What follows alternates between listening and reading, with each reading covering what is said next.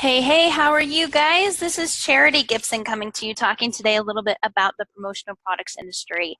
And I want to talk prospecting. A few days ago in the promotional products group on Facebook, I posed the question about prospecting. How do you find prospects? How do you decide who you're going to do business with?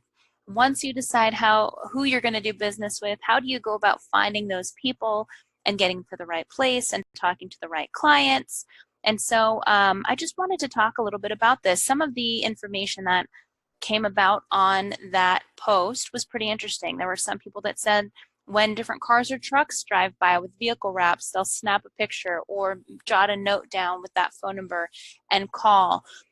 Some people said anyone and everyone in their neighborhood, if they are driving by local businesses, they will drop in and drop off their business card or just stop in different local area establishments and things like that. And all of these are valid ways of prospecting. However, some of the things that I'd like to bring up, and again, none of this is right or wrong. It just kind of depends on what business you're trying to procure.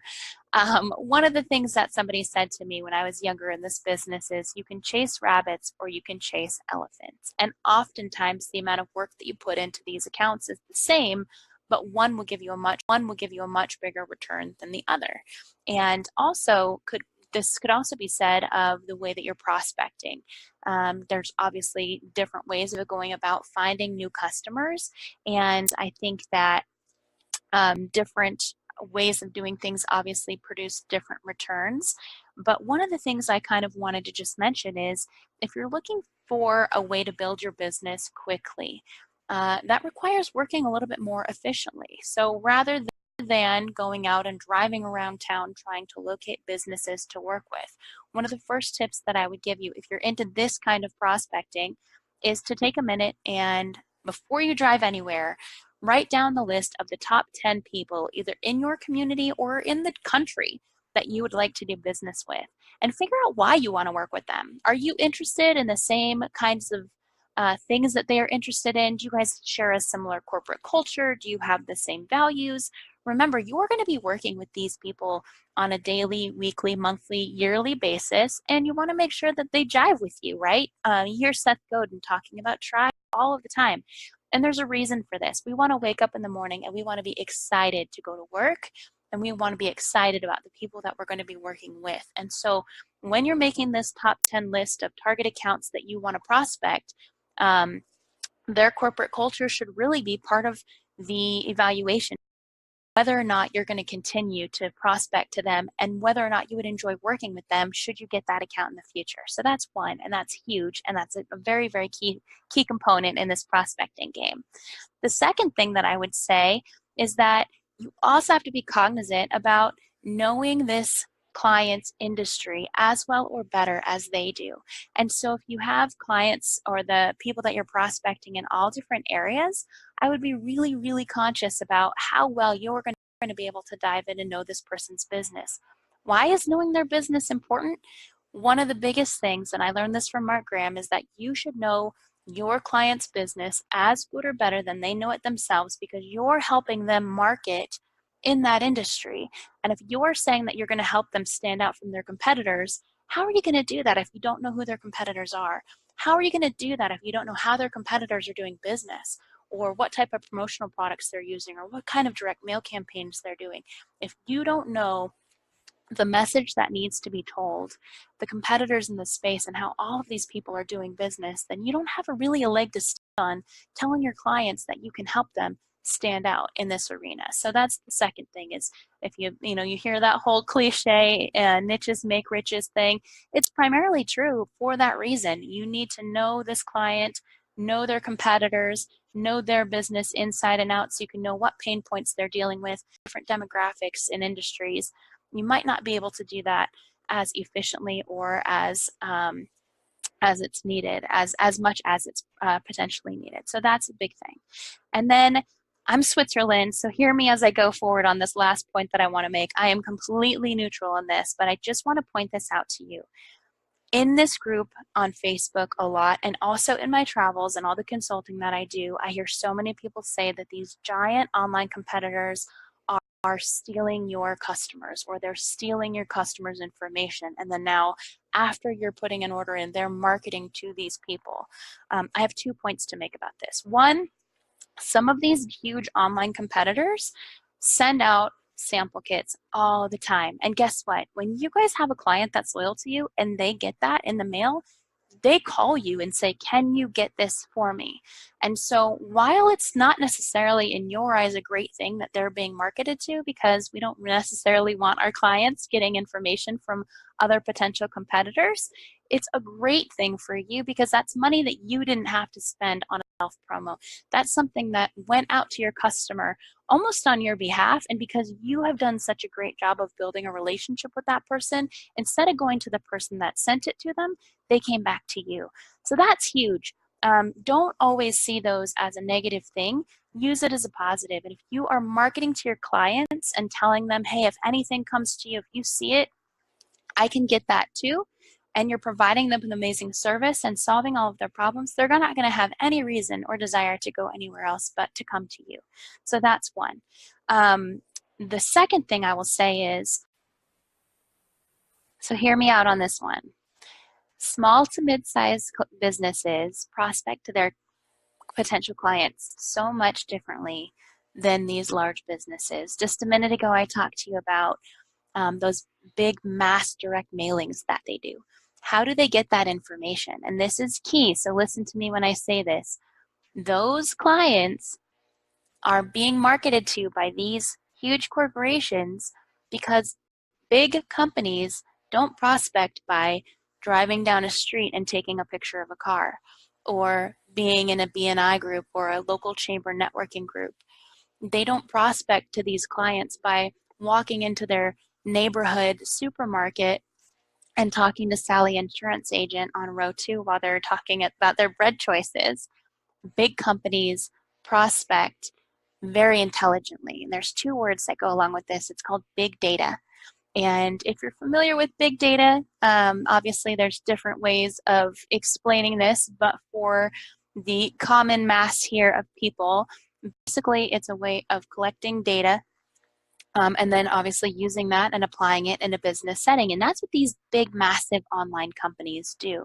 So I'm going to ask you to shift your mindset for a minute. And I know that this might be a stretch for some people and maybe be a little bit difficult for people to understand. But with big companies using lists to get their prospects, have you ever stopped to think that maybe it's not them marketing to your clients or your prospects? Maybe it's not these online giants taking information that you're giving them and prospecting to those people. Have you ever stopped to think that because these online giants pay so much money for these lists, that maybe it's you that's prospecting to their prospects?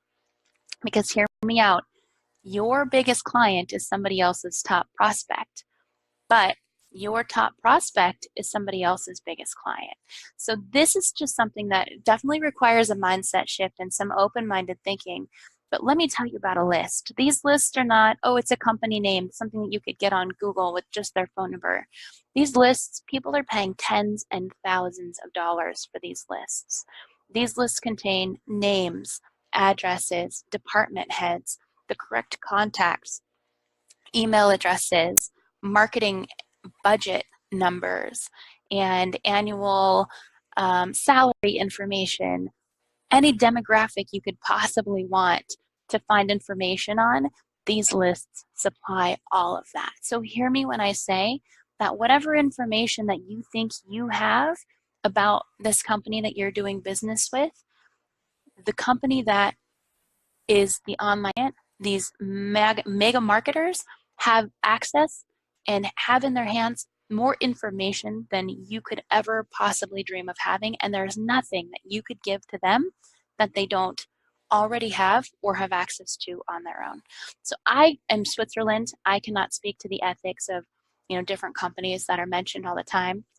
But what I will say is you can think small, you can act small, and you continue to be small, or you can think like a bigger company, act like a bigger company, do what the bigger companies do to procure new business and to prospect at scale. and eventually you will be a bigger business.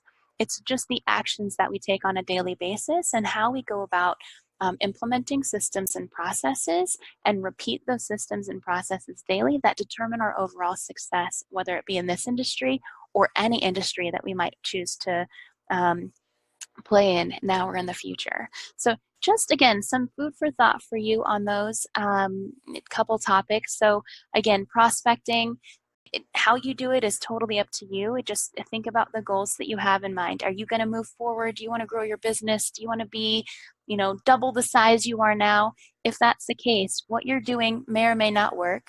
If it is going to work, take time to evaluate how quickly you're going to be able to get where you want to go. Is there somebody that's been there before that is doing it better that you could learn from? And even these online giants, what are they doing differently than what you're doing to be able to amass this type of business and to be able to scale the way that they do, because obviously they're doing something right. And then the other thing that I would say is, regardless of how you're prospecting, whether you're making cold calls or you're using social media, whatever you are doing, either drop-ins or whatever, first and foremost, the reminder I want to give you is that we proclaim in our daily lives, our entire reason for existing is that we say that promotional products are the number one way to build a brand, get new business, and retain clients. So if we are then saying that this is the number one way to prospect, then we should be a case study for ourselves. We should be our own best case study. So before you sign up for a LinkedIn account, before you pick up the phone and start calling people, figure out what your brand is. Take the time to evaluate your company name. What do you stand for? What do you want? What story do you want to tell to the world? And then pick self-promotional products, not the cheapest ones that are on sale. Find the products that actually tell your story and use the imprint areas to actually send that message, not just print your logo. Or you email or you drop in, you have a purpose. You are not there to sell a company a promotional product. You're there to ask them to give you the time to tell your story, to see if your story aligns with their story. And if it's, there's an opportunity there for you guys to do business together. And that alone will change the game. It'll take it from a cold call to an actual opportunity. So there you go. This has been 5 minutes with Charity. Of course, I can never just keep it to 5 minutes, so it's probably been more like 10 because that's just how I roll. But hopefully this information helped you. If you have any questions or there's anything else that I can do, you know how to find me on social media, so please reach on out to me. Also, if you have questions, I would love to help get you the answers. Even if I don't have the answers myself, I can connect you with somebody that does. We can jump on a call. Whatever you need, I just want to see you succeed. So thanks for listening and for giving me the opportunity. And I look forward to hearing all of your success stories and wishing you the best day ever. Have a great day.